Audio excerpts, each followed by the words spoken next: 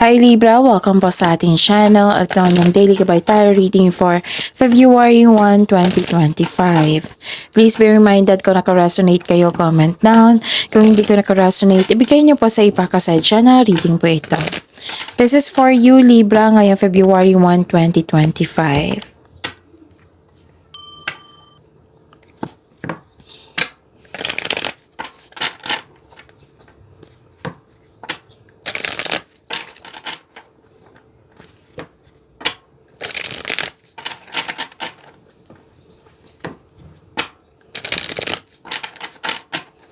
Para po ito sa inyo Libra ngayong February 1, 2025. Maraming salamat po sa inyong patuloy na suporta at maraming salamat din po sa mga hindi nag-skip ng ads. Gamitin ang reading na ito bilang gabay lamang sa mga hindi pa nag-subscribe. Subscribe na po kayo at click bell notification para malaman nyo na may bago tayong video. Para sa mga gustong magpa-reading po, may lumabas dyan sa screen nyo ngayon. Panoorin nyo po at sundin ang instruction. Spirits Guide, mga ganap po para kay Libra ngayong February 1, 2025. I need 3 cards po.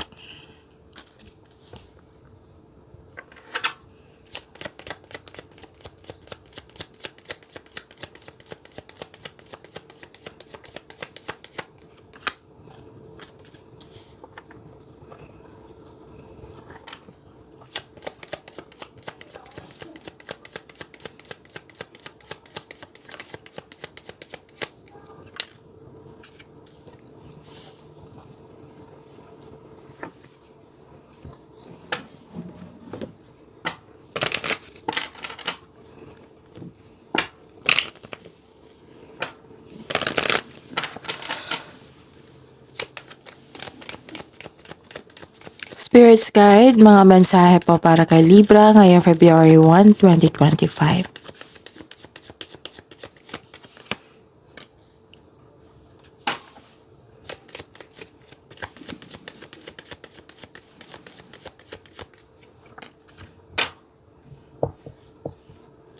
Okay, Libra, ngayong February 1, 2025. May nagkasundo dito sa isang tao. Oo, sa isang tao nagkasundo kayo. Pwedeng offer ito, pwedeng proposal, pwedeng nag-promise, oo, commitment, nagkaroon ng deal. Oo. May signing of contract ako nakikita dito. Pwede sa career and money niyo po ito. Pwede din sa buhay pag-ibig na may literal na nang ligaw sa iyo. Oo. Pwede din na anong tawag dito? Na pumasok kayo sa isang relasyon, pumasok kayo sa buhay pag-ibig, kakasimula lang na isang bagong relasyon. Nakikita ko dito na may nag-uusap regarding sa marriage contract. At pwedeng may nangyari ngayon na proposal, engagement, kasal, ikakasal. Pwede din iniisip mo itong offer na ito. Okay, pwedeng iniisip mo itong proposal na ito. Okay? So, claim this proposal, Libra. And stop overthinking kasi nakaka-drain yan ng energy po. Hindi yan nakakabuti sa iyo, Libra. Kung gusto nyong ma-stop yan, ng overthinking na yan, then you should find a way to have a solution. O, gawa kayo na solusyon para hindi na paulit-ulit.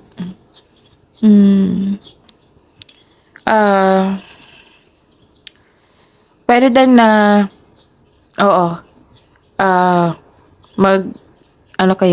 mag-process ng time for reflection and mindfulness skills kasi nakakatulong yan sa pag-stop ng overthinking kahit overanalyzing yan. Again, nakaka-drain ang overthinking. Kung nag-iisip kayo ng desisyon, kung tatanggapin mo ba or hindi, basta nag-iisip kayo, then don't hesitate, tulong para maiwasan itong overthinking na ito. Pwede din nagkaroon kayo ng doubt and hesitation sa isang bagay, sa isang tao, or sa isang sitwasyon. Naguguluhan kayo, worried kayo, kaya nga, you should, move forward. Take an action para magkaroon ng changes. At huwag kayong mag-alala kasi may nakita naman akong dito, hope and healing. Tinulungan mo yung sarili mo para magkaroon ng healing.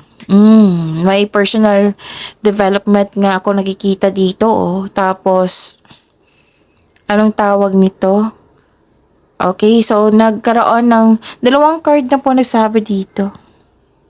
Yes, personal development. And parang nagsaliksik kayo dito para may makuhang kaalaman or magkakaroon ng clarity. And may awards and fame ako nakikita dito, recognition. So yun, hope and healing. Lahat ng signs gusto nito, Libra, nasa iyo. Oh. Hope and healing. Okay? So work through your fears. Face your fears and take action anyway. And surrender to the divine. Kung worried ka, kasi worried ka dito eh. Parang nalungkot ka, tapos doubt, hesitation, ang dami. Oo. So, you should, surrender. Surrender mo yung worries mo sa universe. Okay? And make change. Yan yung pinaka-importante. Make change. Spirits guide, ano po yung energy ni Libra ngayong February 1, 2025?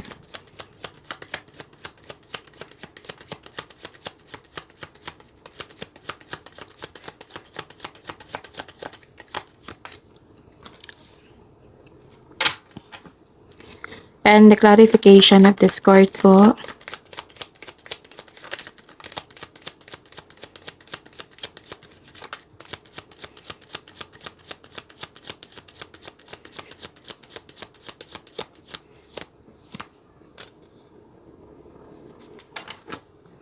Okay.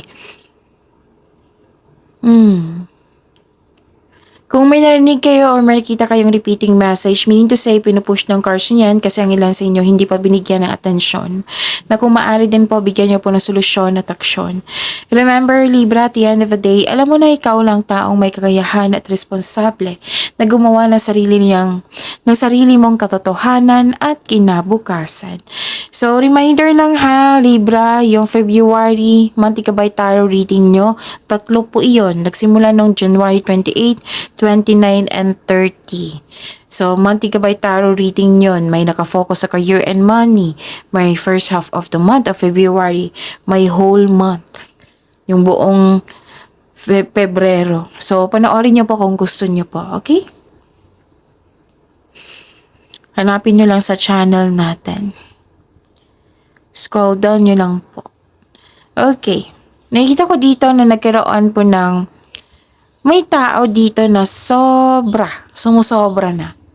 It might be naiingit to, nagsiselos to. Kasi may nakita kong competition, rivalry. Oo, may nakita kong ganyan. Basta may ngayon, sabi mo, sumusobra na tong taong ito, hanap na ako ng solusyon. Yan yung sabi dito.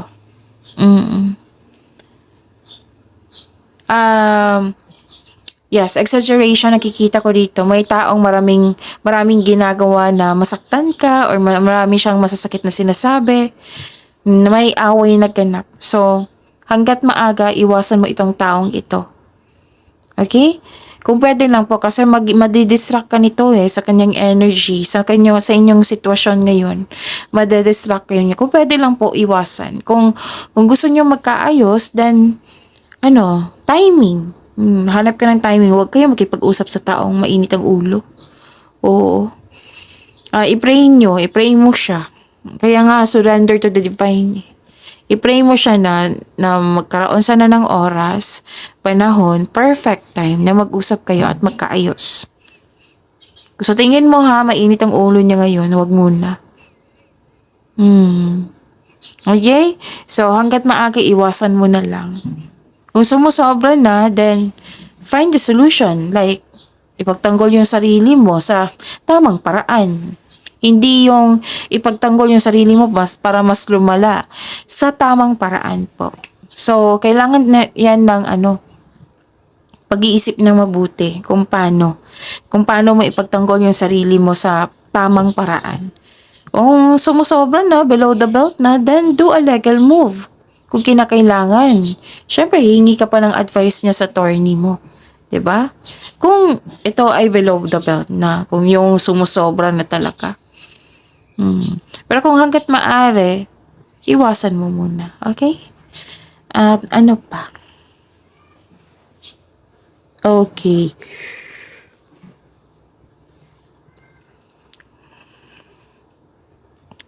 Nakita ko dito na nagkaroon po ng sobra kayo sa trabaho. Na burnout kayo, overworking, or yun nga, yung dalawang card dito nagsabi, na sumusobra na. May taong hindi nagbigay ng halaga. Dalawang card na nagsabi niyan ha, kakasabi ko lang, kung may repeating message, give attention. Pay attention talaga.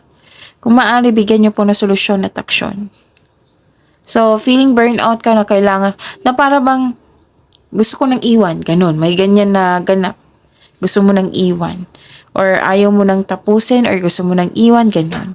Like for example, na burnout ka sa trabaho mo dyan, gusto mo nang iwan, ayaw mo nang tapusin, ganun. May ganap na ganyan. Para din na, sa relasyon ito na napuno ka na, pero ayaw mong iwan. Parang ganun. So, you're feeling uneasy. So, it's never too late to begin again. Nawalan ka ng nawalan ka ng gana. Kung pagod kayo, kasi kitang-kita ko yung kapaguran ninyo dito, magpahinga. Kasi ang pagpahinga, maka-increase yung ng na ma-increase ang ating energy niyan. So, gawa po daw kayo ng solusyon? Kasi ang ilan sa inyo hindi gumagawa ng solusyon. Napastop. Kasi na-distract nga eh. Yun yung sabi ng card dito, hanggat maaga, iwasan mo na lang para hindi ka ma-distract. Or gawa ka ng solusyon na sa tamang paraan. Okay? So, yun. Kung pagod nga, pahinga. Kasi hindi ka makapag-isip ng mabuti kung pagod ka. Yes, hindi ka makapag-isip ng mabuti niyan ng solusyon kung pagod ka. Spirits Guide, Career and Money po ni Libra ngayong February 1, 2025.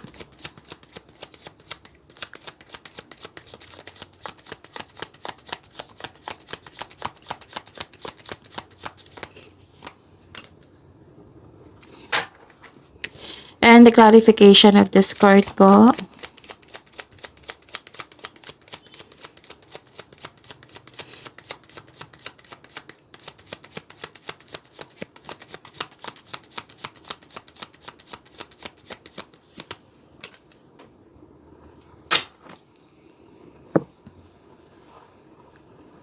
Okay, sa career and money niyo po.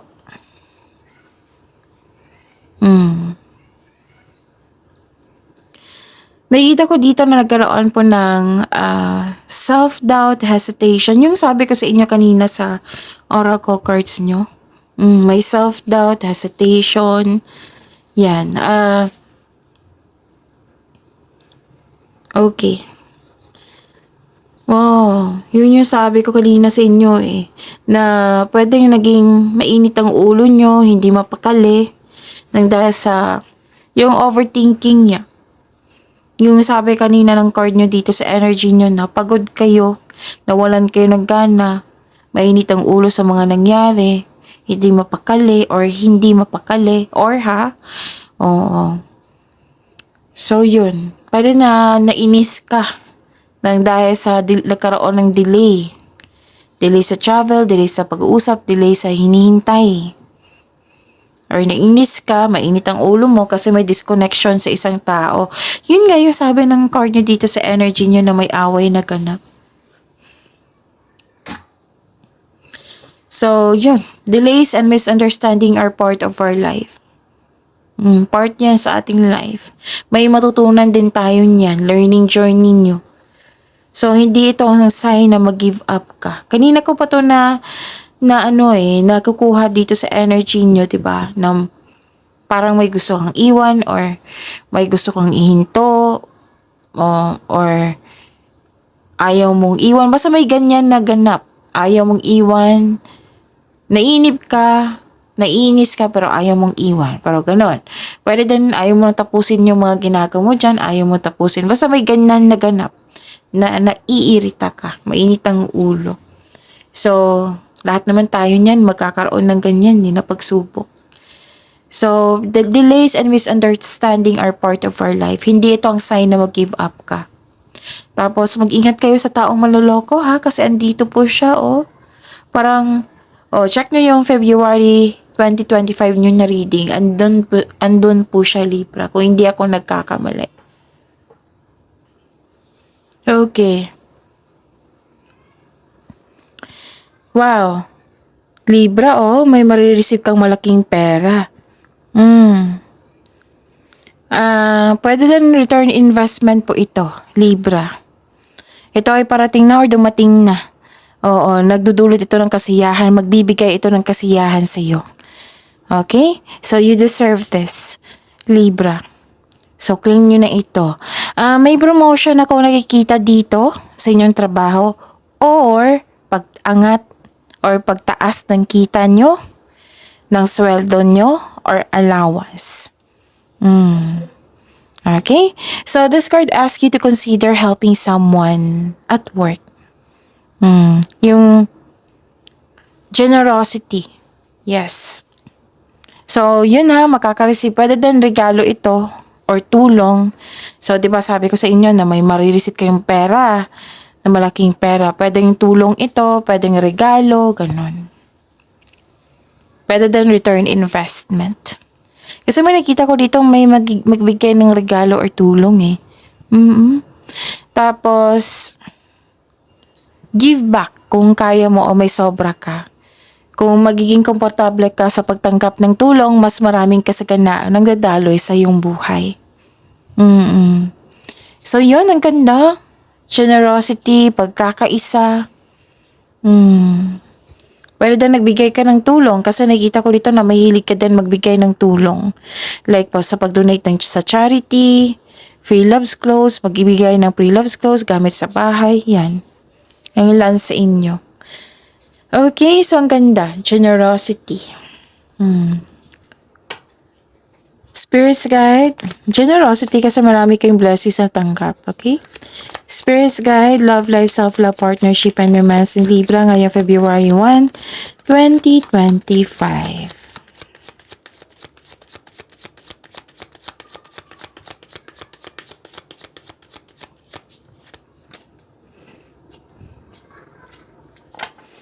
And the clarification of this card po.